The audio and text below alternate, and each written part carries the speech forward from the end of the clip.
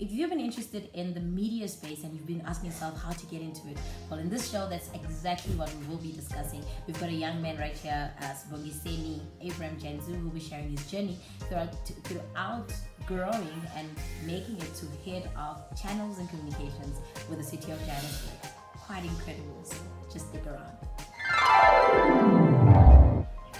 Don't forget to hit the subscribe button and also hit the notification bell. Hello everybody, thank you so much for making a turn once again to Career Guidance for High School with myself, Portia Dlamini. I've got quite an incredible guest here today with me, who is Sibongiseni Abraham Jansi. He is the head of channels and communications with the city of Johannesburg, and quite incredible young guy who's here to actually share more about his journey, and super excited to have him on the show.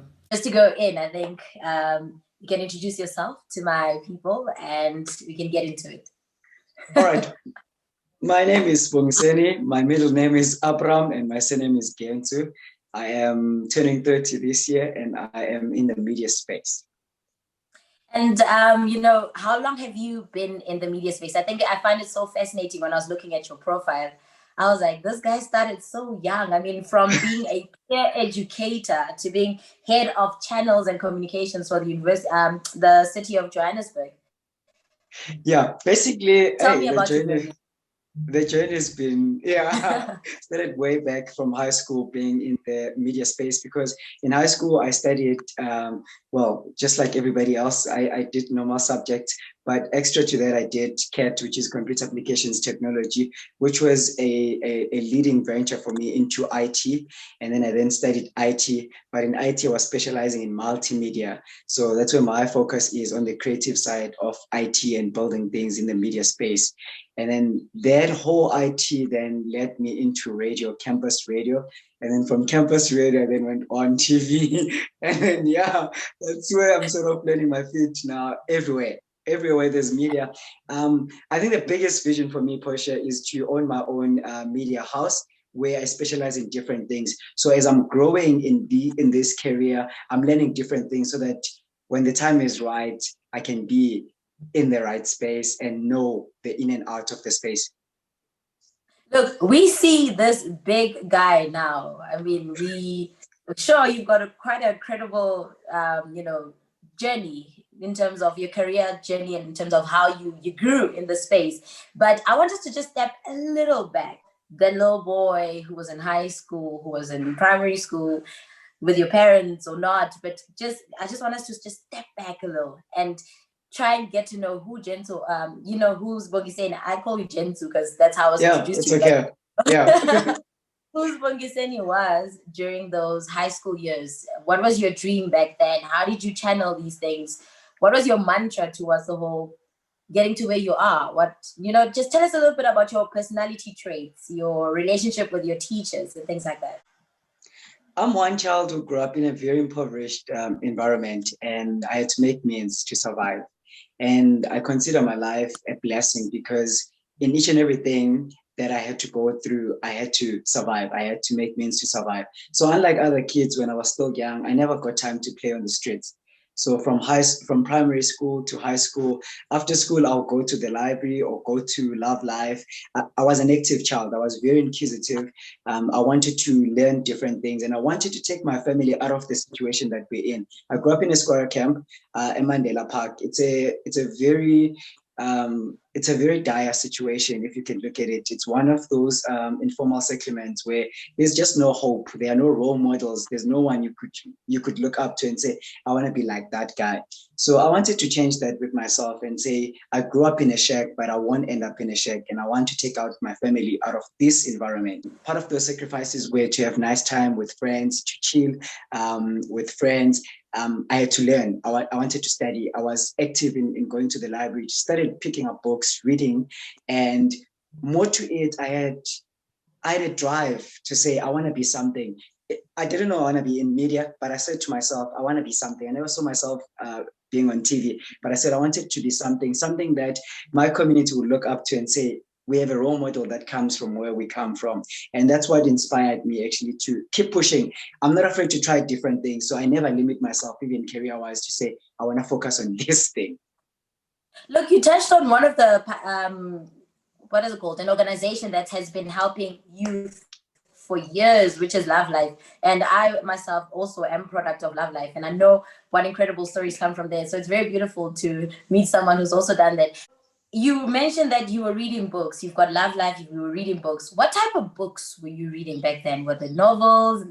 Was it, IT specific? What type of books were you reading? Self-help books. I wanted to know how to do things. I wanted to know how to change things, and that's my love of books. I want books that are going to change my life.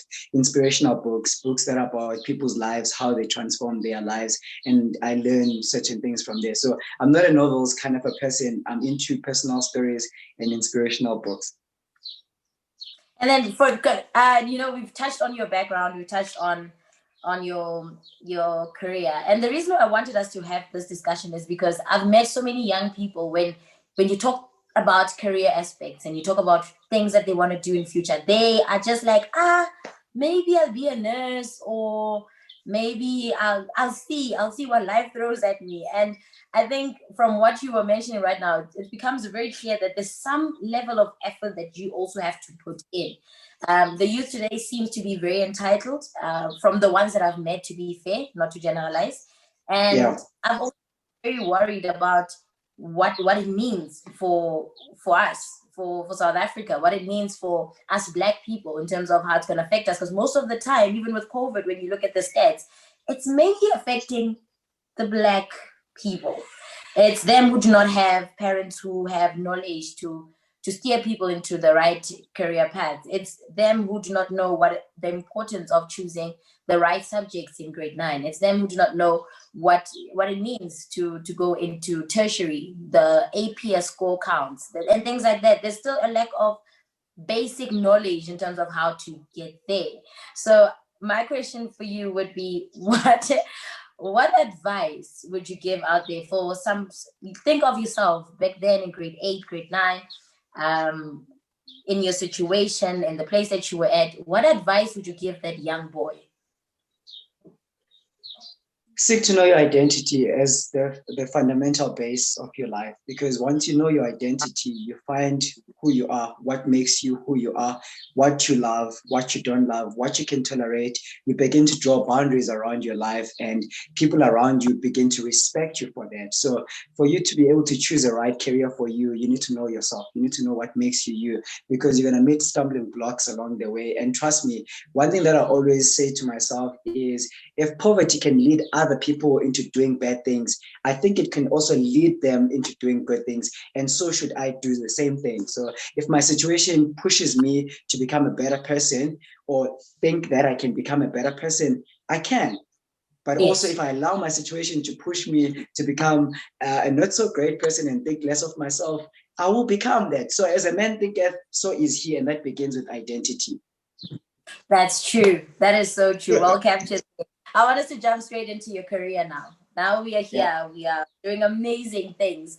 And you said that you are the head of, channels and communications, because that's where we are right now. Let's talk about your journey to getting there. Where did we start from being a peer educator with Love Life? So let's just keep going. Tell me more about your credentials. There you go.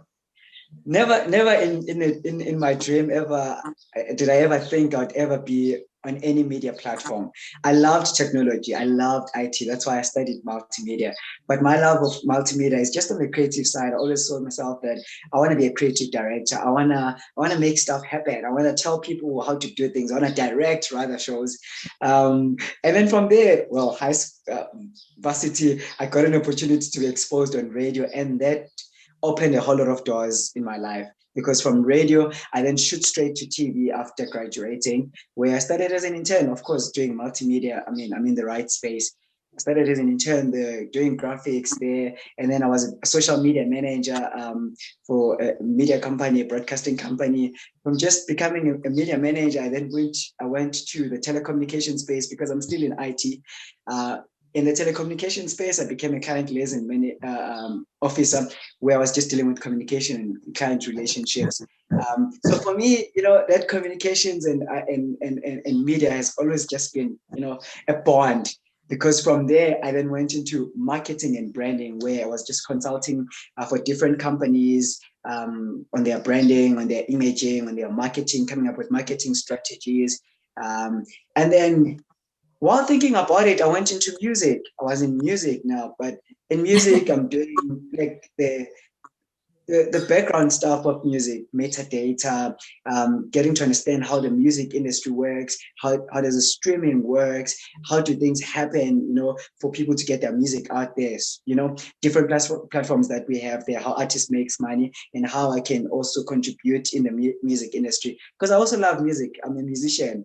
But then while at the music part, an opportunity came through a former CEO of a company that I worked for. The first company I worked for that gave me an internship, they said, you know what, here's an opportunity. There's this channel that is starting and we want you to become the channel manager. I couldn't hesitate. I couldn't say no. I was like, yeah, this is my dream job. That's big. I would have done it as well. Yeah. that was the biggest thing for me, because I landed my dream job. At the same time, I was being offered another job by the former company. And that job that I was being offered by the channels manager of that company. But now when I landed this opportunity to become at the same level with the person, I was like, it can only be God. I jumped, onto it. And yeah, a year later, I'm still a channel manager. That's quite incredible. We never recognize the journey. We just see this glorified end product. We don't talk about the long journey it took, the challenges, the doubt. How was your journey? Were you like this overly confident that this is where I'm going, this is how I'm getting into this? Or what was it like for you mentally? That's what I'm interested in. I got a shock of my life, because you based on maybe your previous salaries, you scale yourself that I earn 3 grand there, and then I'm going to earn 6 grand here, then I'm going to earn 12 grand there. And then for me, getting an opportunity that gave me triple than what I was getting paid, for me, that was a big motivator, one, because money does motivate us. It came unexpectedly. I was excited to learn, and my hunger is still to learn more. I'm not motivated by money. I know that there's still more that I need to do. So for me, it's the drive of wanting to learn more. So even when that opportunity came, it came to a person that is focused, that is hungry. I think it was because of the build up to it. That's what builds character. That's what builds perspective. And it's beautiful to watch.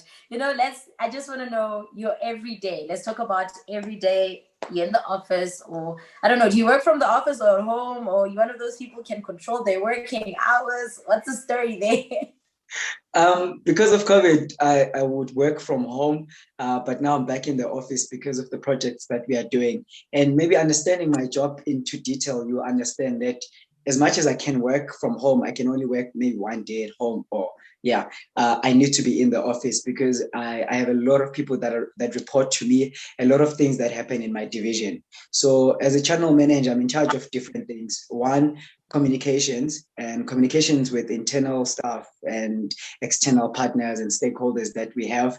And secondly, content. What makes TV is content. So the biggest part of what needs to be on TV is content. I need to make sure that, one, we outsource content, and after outsourcing the content that we have meets broadcast requirements. So I do a bit of QC there.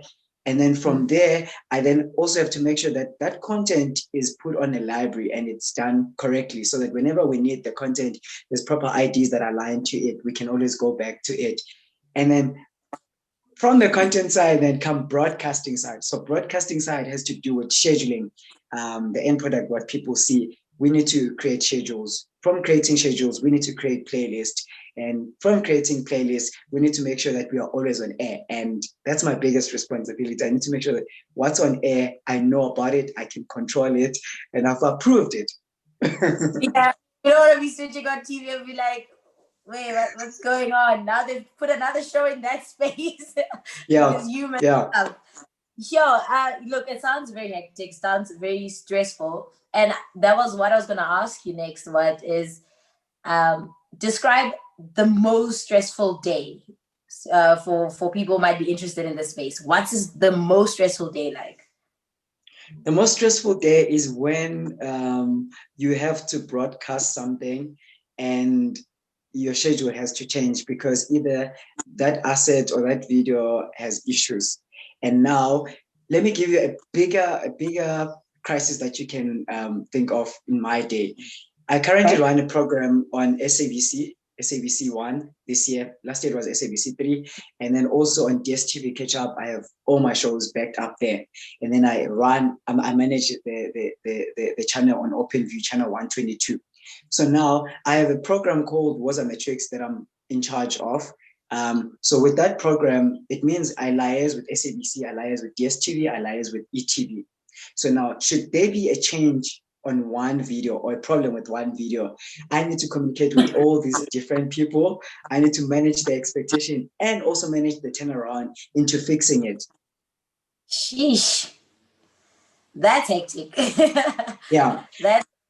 And I've had a lot of those, and the most stressful ones for me would be when we have to send stuff, let's say at SABC or at DSTV, and only to find out we can't make the deadline, and I have to make means now of saying, how do I get this content there? Yeah, it's the most stressful part. That sounds really, really hectic. Look, for people who are trying to enter into this industry, young people, what advice would you give them? Also, with that as well, with advice, because I think this is also important aspect of this question, is what skills should they have in order for them to get into this space? Right. My advice is you must be self-driven and very disciplined, because the industry that we're in works with time. Media is about time. You can get fired like instantly because we work with time. If you're not a time person, time conscious person, you're not going to survive. You need to be able to keep the deadlines. You need to know how to manage your time, manage your priorities as well, because that's where most of us fail. That you have so much to do, but you can't get anything done because you can't prioritize your work. So if you're going to be in this media space, you need to know how to prioritize your time and how to share your time and priorities. But also the skills and qualities that you need to be a great communicator, because should anything happen, and you don't just wake up and become a great communicator, you learn from being accountable. And that's where most of us fail in our jobs, and we lose our jobs because we're not accountable. If you know you're not going to meet a deadline, communicate. You don't just wake up and say, I didn't know I was not going to meet this deadline. And that's where most of us fail. These are the small qualities that I think, more than you knowing how to do your job, you need to have them as a base. Be a good communicator, be accountable, have integrity, be self-driven, and know how to manage your time.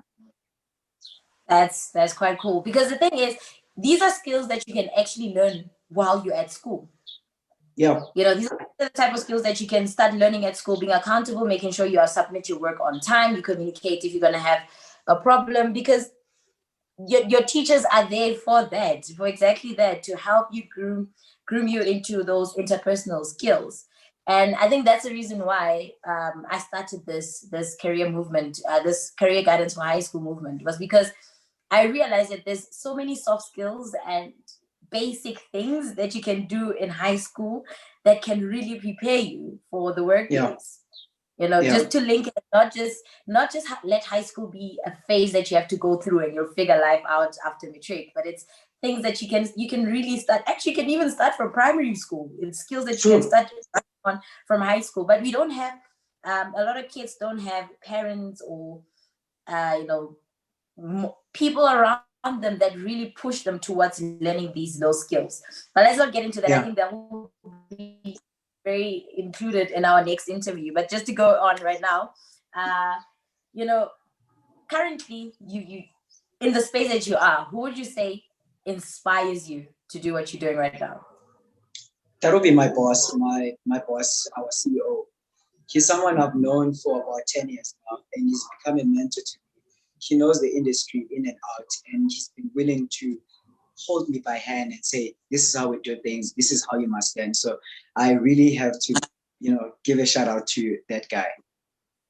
All right. And then let's see. Outside work, look, your work sounds hectic. So outside work, there must be something that you do. So I want to find out, what type of extramural activities are you interested in outside work? Me, I'm an all-rounder. There's nothing I can't do. Right now, I'm learning how to play piano. I'm a Oh, musician. I nice. sing. I'm a writer. I write. And I'm on TikTok. I'm a fun person. Okay. Other extramural activities. I love emceeing. I love hosting gigs. I just love being with people, and I love reading. I enjoy learning new things. For me, yeah, those are my activities. Going to gym. Look, we definitely going to be sharing your TikTok channel. We need to share it. We need to go. I'll definitely be sharing a clip somewhere here as well of Yes. what you all about. You know, because you need to have a life balance. We were talking about this recently, actually, talking about how we overpraise overworking, and you find people who all they do is work, but they never get a time to just take a break and do other things that they love. And it's so beautiful and refreshing to hear young people who are saying, hey, I'm a hard worker at work, but I'm also on TikTok. Tell you what, I had issues in the beginning with one of my bosses saying, hey, you know what, you need to give in more, you need to work extra hard and all of that. And you seem to be socializing a lot. But yeah, we can see your work. We're not complaining, but we feel like you're still young, but you can do more. And I said something to him. I said, apart from work, I have a life. And my mental state and health is important for me to deliver what I can deliver at work. And for me, this is how I find sanity. This is how I find peace. I need to be on TikTok because if I'm focused on just on your work, I'm gonna go crazy. Mm. And that's very important, because especially now with mental health and how it can lead to other illnesses, it is very important to find the balance. I'm fully for that balanced life. But yeah, you know what, we had such a great interview with you. Thank you so much for making time for me. I think if anyone has questions, they will always just post them below on our comment section, or they can also just send it on our social media on Facebook and Instagram, which is Career Guidance for High School. If there's anything that I missed, I think we're going to have like a part 2 of this interview. Yes, most definitely. Yes. Most definitely. I'd love to get on. I'd love us for the part 2 to just get into the company, what we do, because we're in the education space and we are helping high school learners. So I'd love us to get into that and how we are helping, especially during this hard, trying times of COVID-19. That's beautiful. I think now that is for my viewers right now. Yes. Thank you so much for making time for me. Thank you for availing yourself. Yeah, for our viewers out there, look out for part 2. I think it's going to be quite deep, quite more detailed. Right now, we just on the surface of this beautiful journey that you've had. Just look out for part 2. But from my side, it was God bless, and till next video. Don't forget to hit the subscribe button and also hit the notification bell.